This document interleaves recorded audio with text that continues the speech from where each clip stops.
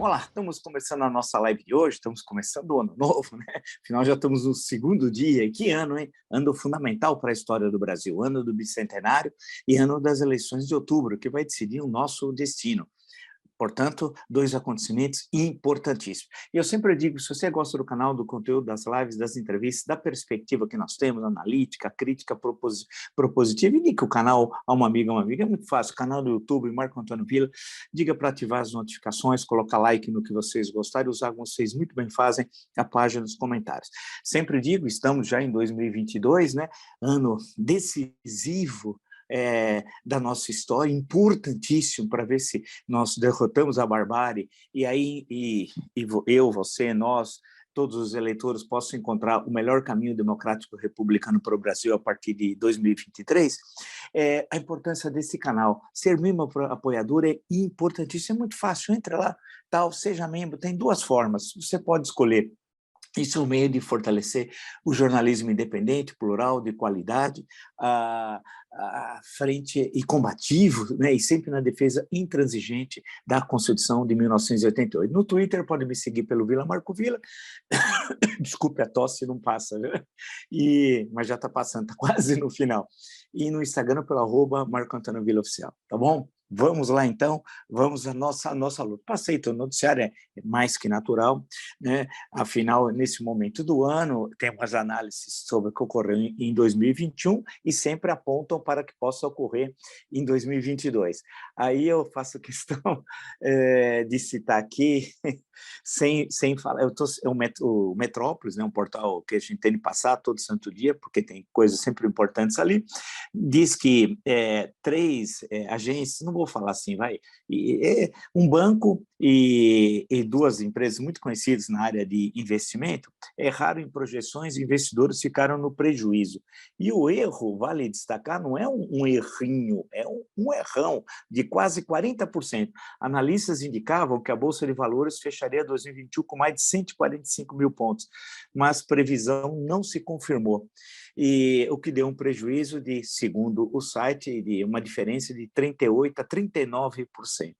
Eu sempre falo que essas previsões estão todas erradas, todas, e todo ano, e sempre digo, compare, congele em dezembro, no dezembro do ano posterior, analise, é inacreditável, e eu fico dando risada, porque eu acho isso aqui patético, especialmente as consultorias estrangeiras. Tem umas que fazem um gênero, que sabem tudo, sabem nada, não conhecem o Brasil, porque não estudam o Brasil. E estudar não é por osmose, não é pegar o livro assim, e por osmose você achar que vai aprender. Não, é um processo longo, viu? De décadas, para a compreensão do processo histórico brasileiro, inserido na América Latina, no mundo, e assim por diante. Mas isso daqui mostra, eu quando eu li no Metrópolis, falei, putz, caramba, hein? Que erro! E pior que eles não falam nada, eles ficam na moita. E sabe a cara de pau dos supostos analistas, gênios do mercado? Eles vão fazer previsão sobre 2022 e vão enganar muita gente ainda.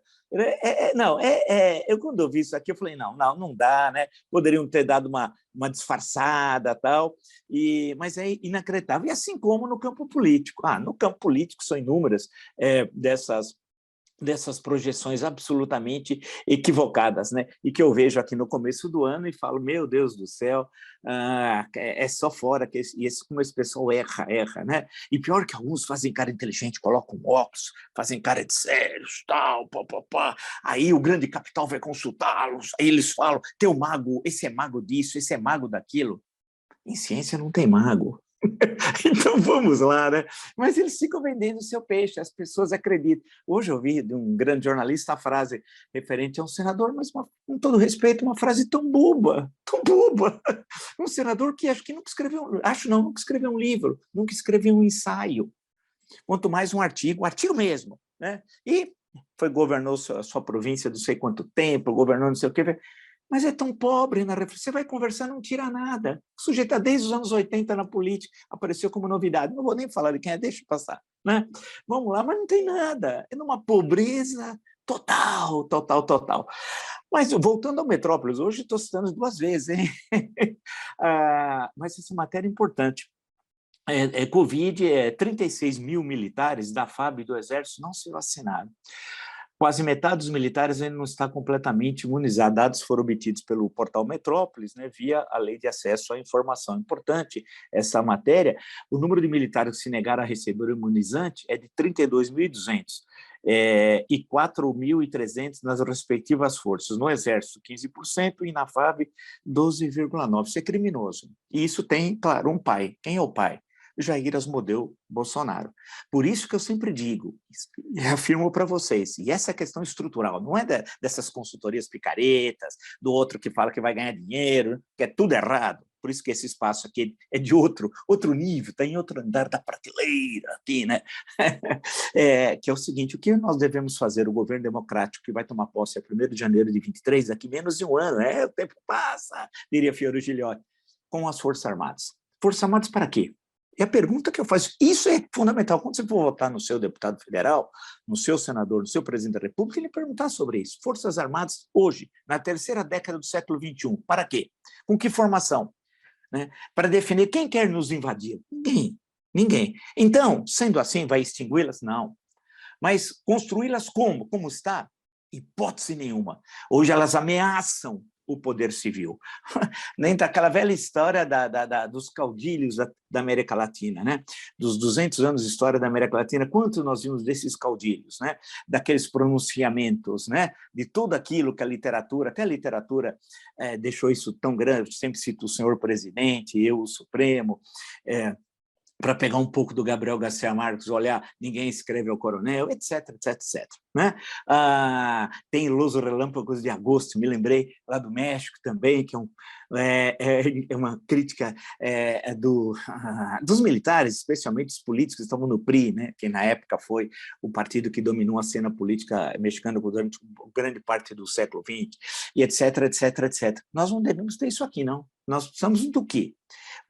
Uma Força Armada enxuta, em termos de contingente, com alto nível ideológico, democrática, por isso que a Constituição tem de estar em todas as escolas militares, e o estudo da Constituição como disciplina, e o convite a pesquisadores, ou até, se possível, aos constituintes originários, né, para explicar, para debater a Constituição. Precisamos de Forças Armadas democráticas, e não Forças Armadas golpistas, que apoiam, por exemplo, agora um governo criminoso, um governo de um ladrão, de um assassino, de um traidor da pátria. Forças Armadas não é para apoiar traidor da pátria, não. Né? Então, essa é uma questão central. E quando eu vejo a notícia do Metrópole sobre vacinação, meu Deus do céu, o que é isso? Para que serve a Marinha? Patrulhar o mar territorial brasileiro? É piada.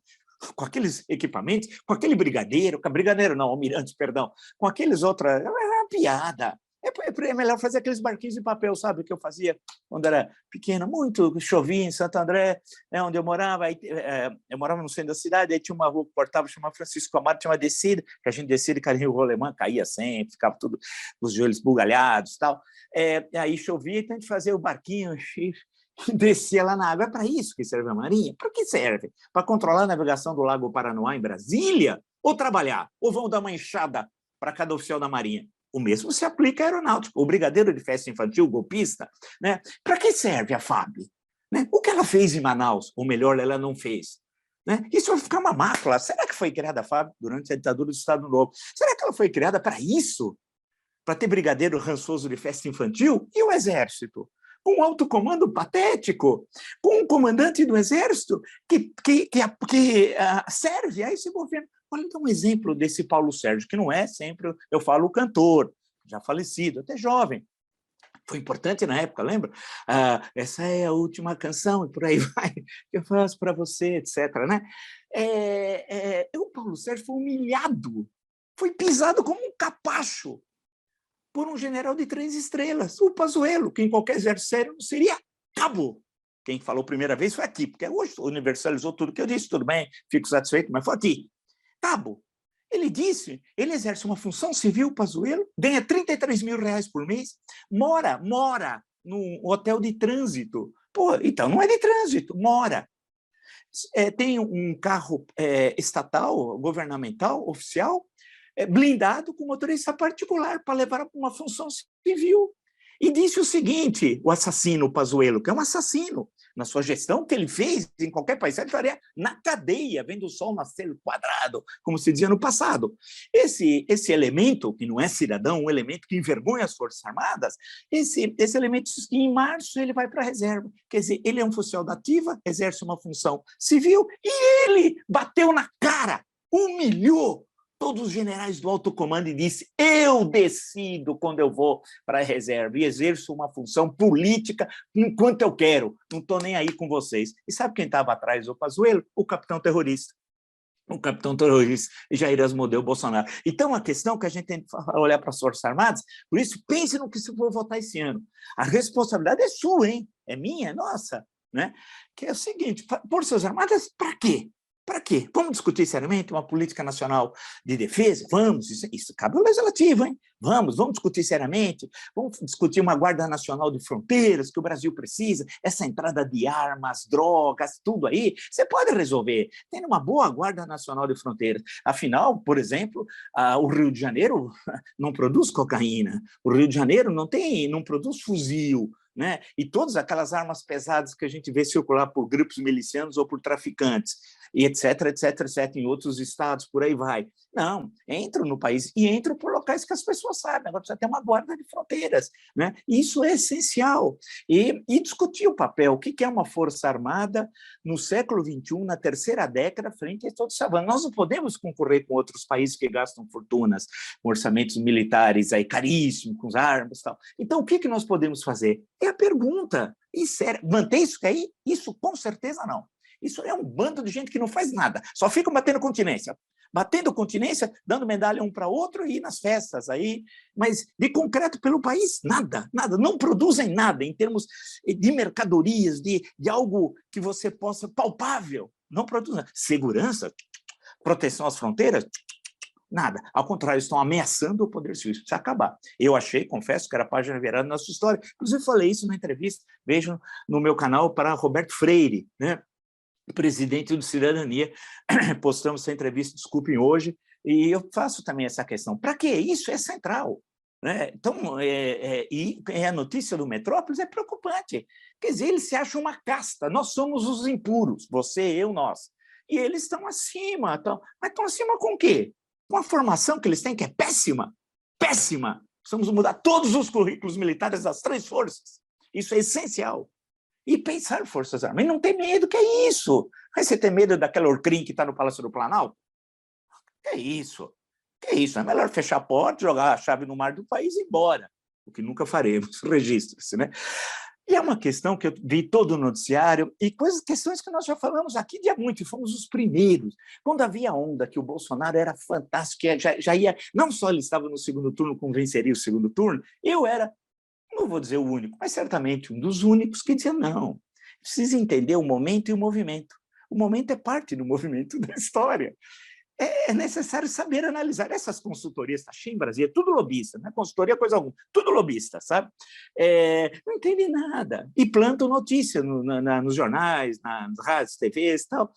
Eu falava, não, e não por quê? Porque você tem de entender o processo. E aí precisa de estudo. Pô, ninguém lê nesse país, lê muito pouco, precisa de estudo. E a questão que se coloca é que hoje, está claro, as pessoas estão falando, ele já está derrotado. Jair Bolsonaro está derrotado. E outra coisa, está derrotado no primeiro turno.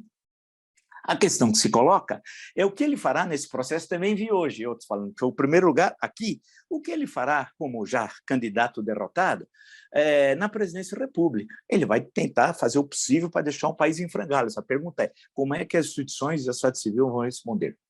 Essa pergunta é aqui feita. Mas outros vão dizer daqui para frente, tudo bem, mas lembre-se que primeiro foi nesse espaço.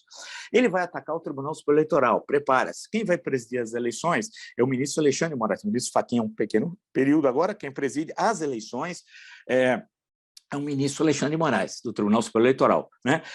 Vai sofrer ataques violentos. E o Supremo Tribunal Federal. O foco do bolsonarismo nazifascista e da sua quadrilha, os que espalham fake news pelas internet e fake pesquisa, eu fui o primeiro a dizer também, eles vão espalhar um monte de pesquisas falsas, eles vão criar confusão né? Já no primeiro trimestre, e vai atacar as instituições e voltar à história de golpe, macular o processo, dizer que a eleição está maculada e com isso não vai querer reconhecer os seus resultados.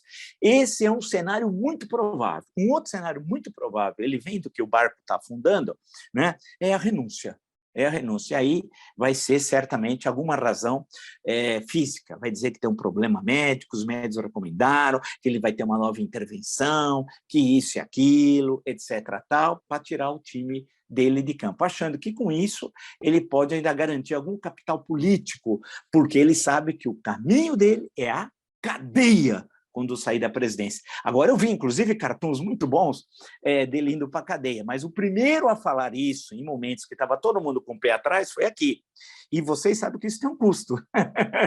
Quantos bolsonaristas eu fui obrigado a enfrentar na justiça, né, que me processaram, 2, 3 dúzias. E aí o escritório Fidalgo Advogados foi fundamental nessa defesa. Não vou dizer nós ganhamos todos, porque eles que tem o Fidalgo Advogados que tem a competência disso, né?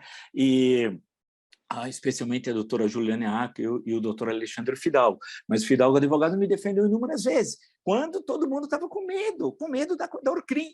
E desses fanáticos, desses loucos aí. Então, a tendência é ele ir por esse caminho. Quando ele vê que a coisa está afundando, ele tem as duas opções. Por isso que ele não vai reconhecer a derrota. Uma é incendiar o país e atacar as instituições, ameaçar golpe de Estado, querer transformar o país numa espécie de grande Capitólio, né? E 2, estou falando em termos de invasão paralela ao que ocorreu lá nos Estados Unidos, né? E 2, até a possibilidade de renúncia. Registre, hein? E aí, para evitar a derrota e para tentar achar que sai com algum capital político para a eleição daqui a 4 anos. Eu conheço o quadrilheiro, o criminoso, o homem cruel, e sempre digo covarde, um homem cruel e covarde. Tal. A violência eleitoral vai estar presente, né? Se eles se sentirem relativamente fortes, se eles perceberem que o barco está afundando, aí eles vão ter, aí fica com o temor das instituições, porque a violência, além de tentar coagir os eleitores através da violência eleitoral, o objetivo é coagir as instituições e dizer, olha, se vir punição, nós vamos pegar vocês. É isso que eles falam, os bolsonaristas nazifascistas. Como ameaçam, por exemplo, o ministro Alexandre de Moraes. Quantas vezes?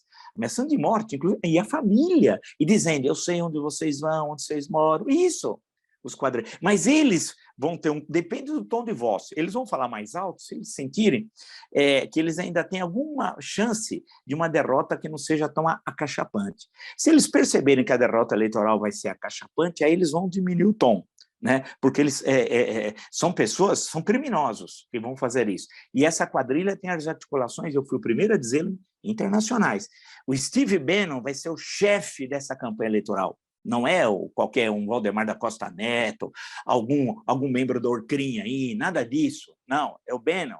E o Bolsonaro está a serviço de uma potência estrangeira, portanto, é um traidor da pátria. Bolsonaro é traidor da pátria. Ele está a serviço do Steve Bannon, que tem uma organização terrorista chamada Movimento e que considera 2022, esse ano, a eleição que interessa para eles no mundo é no Brasil. E eles têm um marionete que eles vão movimentando, que é o Bolsonaro. E muito dinheiro da extrema-direita nazifascista mundial, antissemita, homofóbica e racista, né? Então, eles vão tentar emporcalhar o processo eleitoral brasileiro. Isso está claro. Pode registrar. E vão ter os seus traidores aqui para espalhar através de fake news. E será muito difícil o TSE controlar tudo isso, porque vai ser uma estruturação muito eficiente de gente com grandes especialistas lá fora para tentar macular o nosso processo eleitoral. E vai ser mais violento esse processo dependendo se a derrota vai ser mais acachapante ou menos acachapante. Depende muito dessa variável, né? Tem de ser destacado também que ninguém ganha na véspera, muito menos 10 meses antes de uma eleição. Tem de pôr a bola no chão. As eleições, as 2 últimas, foram surpreendentes, com 2 fatos muito importantes. Quais? 2014, dia 13 de agosto, a queda do avião que levava o governador e então candidato do PSB à presidência da República, Eduardo Campos, aqui em Santos. Aquilo mudou. né? A vice, Marina, acaba assumindo a titulatura, Beto Albuquerque fica lá para vice, né? E ela começa a disparar nas pesquisas, e na primeira semana de setembro, cerca de um mês antes das eleições, ela estava em primeiro. Depois vai receber o maior ataque da história. Isso está no meu livro, 2014, Um País Perdido. Né? Aquilo mudou o processo eleitoral, ou não? 2018, no dia 6 de setembro, em Juiz de Fora, também aquele acontecimento triste, que tem de ser repudiado por todos os democratas, um atentado a um candidato a presidente, no caso era o Bolsonaro, aquilo mudou o processo eleitoral, não mudou? 2022 pode acontecer o inesperado, o que nós não sabemos que pode ocorrer. Achar que uma eleição já está decidida 10 meses antes é você construir um cenário que você impede que surjam outras alternativas políticas, porque já está decidido, já tem um que vai ganhar. Não é assim. O processo eleitoral tem a surpresa, tem as alianças, tem as 27 unidades da federação, tem os debates, tem a campanha. Não é tão simples assim. Portanto, não há ninguém pode dizer que já está decidido quem vai para o segundo turno. E registros, haverá segundo turno, tá? Ponto. E ninguém pode dizer que já está decidido os dois que vão para o segundo turno. O processo não é tão simples assim. Esse primeiro trimestre vai ser decisivo nas articulações entre os partidos políticos, as candidaturas, e também porque esse primeiro trimestre é decisivo, a pandemia. O que vai acontecer com a Ômicron, essa variante, aqui no Brasil? E o Queiroz vai continuar agindo assim? Porque o Queiroz, hoje, ele quer ser governador da Paraíba ou senador pelo mesmo estado. A pergunta é, até quando? Olha que o que está ocorrendo na Europa é extremamente preocupante. Se isso chegar ao Brasil, apesar que nós temos um quociente de vacinação maior, porque o Brasil, por tradição, vacina, apesar do negacionismo nazi-fascista dos bolsonaristas, algo criminoso e que a história vai ter de julgá-los, né? Julgá-los historicamente, mas mais do que isso, eles têm de ir para a cadeia, pela justiça, né? Devido ao processo legal, tudo bem, na cadeia, concessionários de rádio e TV que incentivaram fake news, né? E os doutores Mengeles, a gente não pode esquecer, o lugar do doutor Mengele na cadeia, né? Então, o que vai acontecer com a pandemia é uma outra variante, que não está sendo analisada pelas consultorias, especialmente as estrangeiras. Puxa vida, eles não sabem nada, não sabe nada, não sabe nada. E muito cuidado com essas análises generalizantes, muito cuidado. Eu vi a entrevista do Fukuyama, que eu acho uma piada, com todo respeito, ele é um bom piadista, eu prefiro, claro, ver o Woody Allen, mas dizendo que a tendência não sabe nada de história, nada, e como outros aí, não sabe nada, nada, essas grandes análises mundiais, eles acham que o mundo é os Estados Unidos. Nos Estados Unidos não é comum ter campeão mundial, mas só tem Estados Unidos participando, americanos, não tem muito. Quantos esportes são assim? Campeão mundial, mas só tem americano, mas como? O mundo é os Estados Unidos ou o mundo é o mundo? Né? Essa é uma outra coisa que eu vejo desde quando eu sou pequeno, eu vejo isso e falo, mas pô, essa pessoa é cara de pau, campeão mundial, mas só tem americano, né? Espera um pouco, né? Menos, né? Então, essa questão da tendência mundial, precisa tomar cuidado nessa questão da tendência mundial. O extremismo hoje é uma tendência mundial? Não sei, o bolsonarismo veio para ficar? Espera um pouquinho, vamos ver a parte A. Mas na França tem um candidato extremista, mas a França sempre teve o extremismo. O antissemitismo, as bases teóricas, parte vem da França, no século XIX, e aí se espalha, chega à Inglaterra, à Alemanha e pelo mundo. Né? A matriz, entre aspas, teórica é francesa. E a França de Vichy? E os colaboracionistas? Né? Então, espera um pouquinho, tem uma grande biografia do De Gaulle, né? Que saiu ano passado aqui no Brasil, você vê o que foi a luta. O De Gaulle chega um momento ali que ele está sozinho, em junho, estamos vendo a junho de 1940. Né? Então, o antissemitismo sempre esteve presente na história francesa, né? Por causa do Dreyfus, etc., né? Que vez por outra sempre reaparece, e agora tem um candidato judeu, de origem judeu argelino, que faz uma campanha antissemita e de extremista, racista, veja, financiado lá por um grande, que tem um conglomerado de comunicação e tal. Então, espera um pouquinho, isso sempre teve lá. Mas você pode pegar a história do século XIX francês e do século XX, que esse extremismo teve presente. E no Brasil, poxa, aí volta ao meu livro mais recente, Um País Chamado Brasil. Espera, aqui, essa visão, que ela é uma visão confusa, ainda bem do Bolsonaro, porque não existe o ismo. Ismo parte de bolsonarismo, ismo parte de um conjunto orgânico de ideias que busca uma explicação do mundo. O bolsonarismo, graças a Deus, não ao Malafaia, hein? Não Deus do Malafaia, graças a Deus, tal, que eles não conseguem fazer isso, eles são um bando de mandriões, são vagabundos no campo teórico, nunca leram, nunca estudaram, né? Todos aqueles que o apoiam no campo do jornalismo, é gente frustrada, ressentida, que tem ódio do conhecimento, e gente que está lá é garganta de aluguel. Ou, no caso da universidade, nem tem, porque acho que qualquer pessoa que tem um mínimo de bom senso não está ao lado da barbárie nas ciências humanas, mas ao lado da civilização. Então, eles não conseguiram construir a sua visão de mundo, mas não vou nem chamar de concepção, que também é algo meio orgânico, mas são frases, supostamente ideias, que ficam presentes na história do Brasil, né? Desde o final do século XIX. E aí perpassa o século XX brasileiro. Puxa vida, você pega a Constituinte de 33, que deu na Constituição 34, caramba, você fica, as ideias de eugenia, arrepia os cabelos. Isso está no meu História das Constituições Brasileiras, 200 anos de luta contra o arbítrio. Então, saíram várias edições, está esgotado. Custa, inclusive, caro para diabo no estante virtual. Acho que é lá 200, 250 reais. Eu preciso reeditar. Sim, preciso reeditar, preciso de tempo.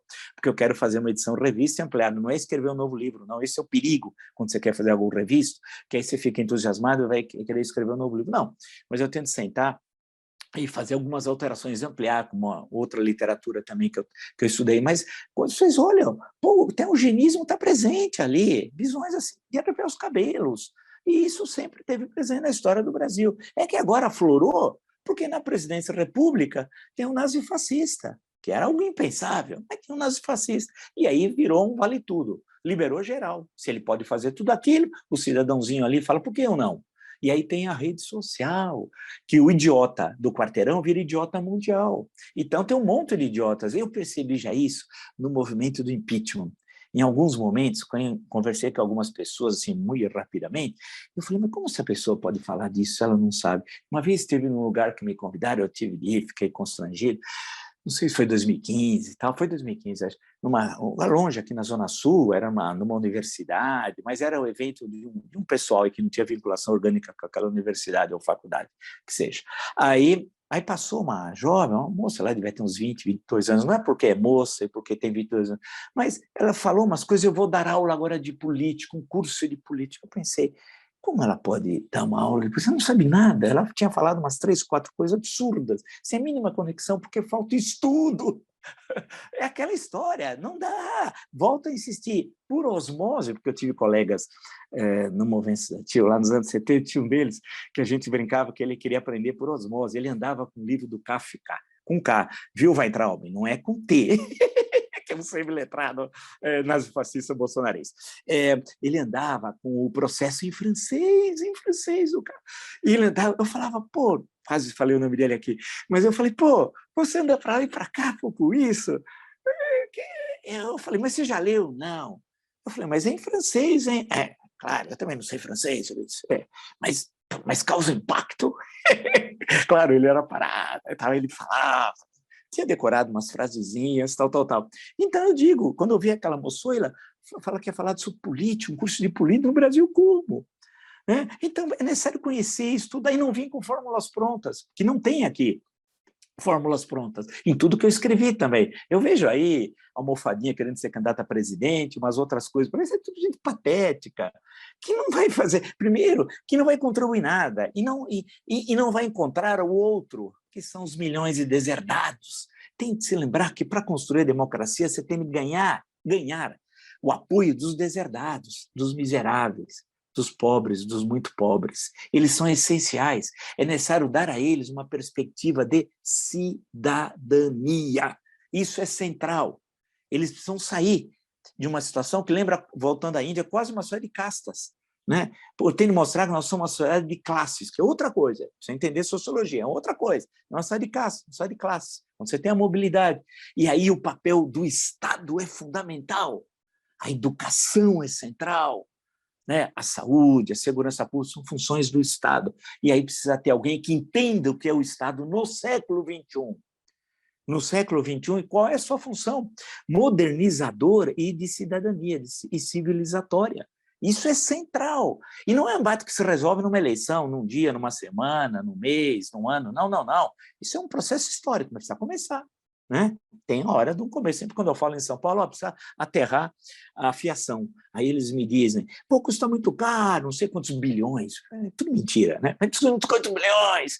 Eu falei, pô, mas vamos começar então? Né? Pega 5 zonas da cidade, centro, zona norte, zona sul, zona leste, zona oeste. Escolhe 10 importantes vias, são 50, portanto, começa a enterrar a fiação. E aí vai de pouco em pouco. Então, daqui 10 anos, o processo está concluído, né? Ao menos nós, né? E aí você transforma, imagina trocar um poste por uma árvore. A revolução que nós faríamos no campo do meio ambiente, e como é bonito, no campo do olhar, né? Você não tem de ficar caminhando nas calçadas, desviando, igual na Rua Pamplona, a calçada é dessa largura, e o poste está aqui. Portanto, passou uma pessoa que resta as pessoas, especialmente próximo à Avenida Paulista, circular pela rua. Tal. Pô, mas é uma coisa tão óbvia. Né? Será que você não viu isso? Será que eu estou sendo um gênio da raça? Não estou falando óbvio. Mas só para dar um exemplo, né, de coisas que é possível fazer, nós temos de começar a fazer no campo mais amplo do país, no campo estrutural, essa construção da cidadania. É isso. Né? Por isso que teremos muitos embates, muitos bons embates, debates no sentido democrático, né? Que não é o uso da força. Aí você já está no campo do nazifascismo, no campo bolsonarista, e o bolsonarismo não está no campo democrático. Então, nesse espaço, por isso que eu insisto, se você gosta dessas nossas conversas, dos nossos diálogos, indique o canal a uma amiga, um amigo, é muito fácil, o canal do YouTube, Marco Antônio Villa, diga para ativar as notificações, que é o sininho, coloque like no que vocês gostarem e utilize. E é incrível o engajamento de vocês, a página dos comentários. Eu preciso mais ou menos fazer um levantamento, não fiz, de quantos comentários teve o ano passado, sabe? É que são muitos, né? Dá trabalho levantar isso daí. Mas é inacreditável o número. Eu acho que nós chegamos, somando tudo, vamos chegar quase que a 500 mil, sabe? O que mostra um engajamento fantástico de vocês, porque não tem robô. É diferente de uns aí, que é tudo mentira. Você vê, assim, 3 milhões de inscritos e 30 comentários. Mentira, é robô que escreve, tudo papo, né? Não, o nosso não tem mentira, e graças a vocês. Por isso que eu falo que é muito importante apoiar o jornalismo independente, de qualidade, plural e democrático. Como é que eu faço para ser membro apoiador?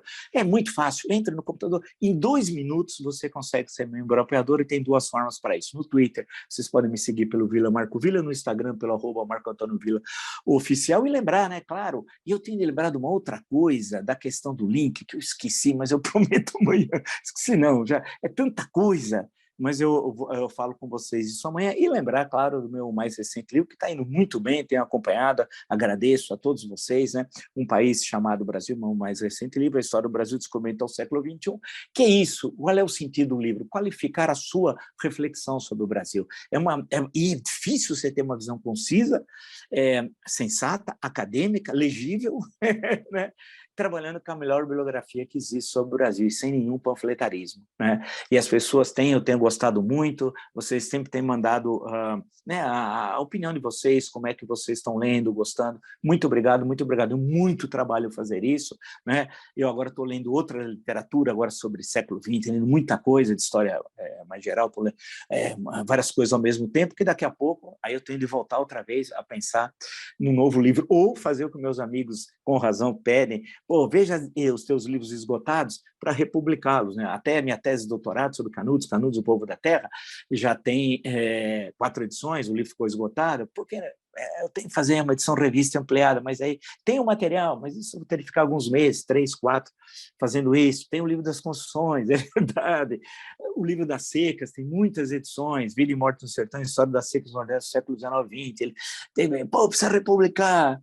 Vamos ver, ou pegar algum outro tema novo, de questões que eu estou anotando aqui dessas nossas conversas diárias. É isso, nos encontramos então amanhã. Até!